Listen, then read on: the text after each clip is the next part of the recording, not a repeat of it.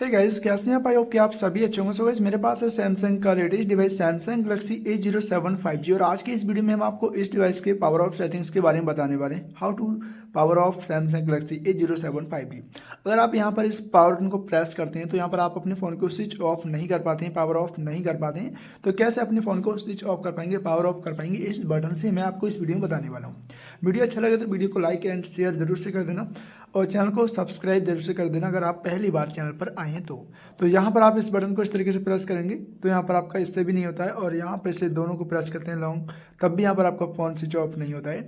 तो आप इस पावर बटन से कैसे फ़ोन को स्विच ऑफ कर पाएंगे, इसके लिए आपको करना क्या होता है, यहाँ पर सेटिंग्स ओपन कर लेनी है।